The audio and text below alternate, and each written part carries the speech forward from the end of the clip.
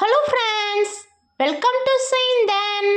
இன்னைக்கு வெஜிடபிள் பிரியாணி எப்படி செய்யலான்னு பார்க்கலாம். நான் ஒரு ப்ரெஷர் குக்கர் எடுத்துக்கிட்டேன். அதில் 2 டேபிள் ஸ்பூன் கடலெண்ணெய் எடுத்துக்கிட்டேன். சாப் பண்ணி வச்சுருக்க வெங்காயத்தை அதில் போட்டு வதக்கிக்கோங்க. 3 பச்சை மிளகாய் ஆட் பண்ணிக்கோங்க.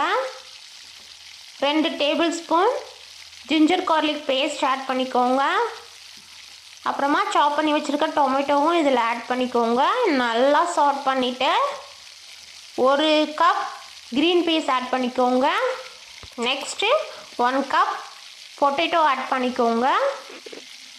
அண்ட் தென் நெக்ஸ்ட் என்னென்னா 1 கப் கேரட் ஆட் பண்ணிக்கோங்க. அண்ட் பீன்ஸும் 1 கப் ஆட் பண்ணிக்கோங்க.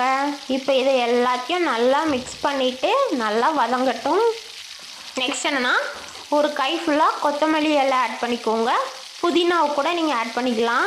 பிரியாணி மசாலா ஆட் பண்ணிக்கோங்க. நான் கலருக்காக டர்மரிக் பவுடர் ஆட் பண்ணியிருக்கிறேன். நான் ஆல்ரெடி காலிஃப்ளவர் நல்லா கழுவி சுடு தண்ணியில் போட்டு எடுத்து வச்சுருந்தேன். அதை 1 கப் இதில் ஆட் பண்ணிக்கிறேன். இப்போ இதை நல்லா மிக்ஸ் பண்ணிவிட்டு ஒரு 2 டீஸ்பூன் கர்ட் ஆட் பண்ணிக்கோங்க. கர்ட் ஆட் பண்ணிவிட்டு உடனே மிக்ஸ் பண்ணி விட்டுருங்க. இல்லைனா அது கொஞ்சம் திரியாக இருந்த மாதிரி இருக்கும். நான் 1 கப் பாஸ்மதி ரைஸுக்கு 1.25 கப் தண்ணி ஆட் பண்ணியிருக்கிறேன். இது கரெக்டாக இருக்கும். தேவையான அளவு உப்பு போட்டு இப்போ மூடி வச்சுருங்க. ஒரு விசில் விட்டு எடுத்துக்கோங்க.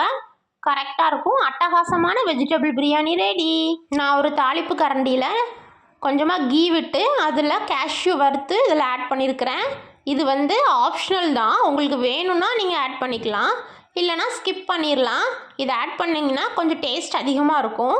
ஸோ இதை சப்ஸ்கிரைப் பண்ணுங்கள் ஃப்ரெண்ட்ஸ். லைக் பட்டனை ப்ரெஸ் பண்ணுங்கள் friends. Okay, tata, bye bye.